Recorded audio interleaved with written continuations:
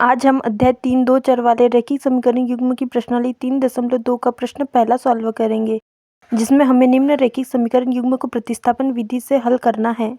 अब हम प्रश्न चौथा सॉल्व करेंगे। तो ये सब दशमलव में है, तो हम इसको भिन्न के रूप में लिखेंगे।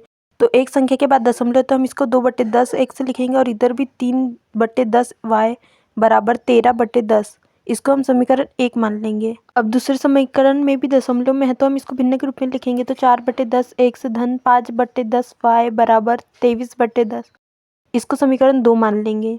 ये दोनों समीकरण में से हम x या y का मान निकाल लेंगे। तो हम समीकरण 1 से x या y का मान निकालेंगे, तो हम यहाँ x का मान निकालेंगे। तो 2/10 x बराबर 13/10, 3/10 पक्षांतर होगा तो ऋण 3/10 y। अब हम इसको सॉल्व करेंगे तो एलसीएम 10 आएगा। 10 से 10 में भाग देंगे तो 1 आएगा और 1 का गुना 13 में करेंगे तो 13 ऋण 10 और इधर 3y। अब x का मान निकालेंगे। इधर 2/10 पक्षांतर होगा तो संख्या पलट जाएंगी, तो 13 ऋण 3y/10 गुने में आ जाएगा और संख्या पलटेंगी तो 10/2।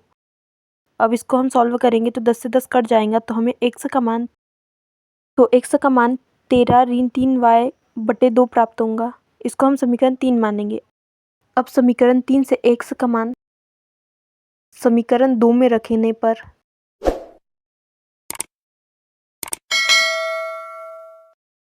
अब हम समीकरण 2 में मान रखेंगे। तो 4/10 गुणित 13 ऋण 3y/2 धन 5/10 y बराबर 23/10।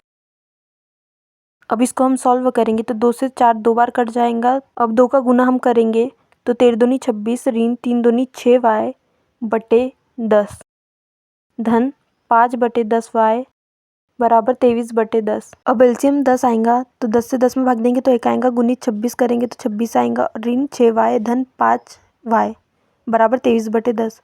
अब इसको सॉल्व करेंगे तो धन ऋण ऋण होगा और बड़ी संख्या के आगे ऋण का चिन्ह है, तो ऋण y आएगा बटे 10 बराबर 23/10। अब बराबर का चिन्ह और बटे में 10 है तो वो कट जाएगा, तो आएगा ऋण y बराबर 23 ऋण 26 पक्षांतर होगा, तो ऋण y बराबर 23 में से 26 जाएगा तो ऋण 3 आएगा। अब y का मान हमें 3 प्राप्त हुआ। अब y का मान समीकरण 3 में रखने पर अब हम मान रखेंगे तो x बराबर 13 ऋण 3 गुणित 3/2। तो इसको सॉल्व करेंगे तो 13 ऋण 9/2।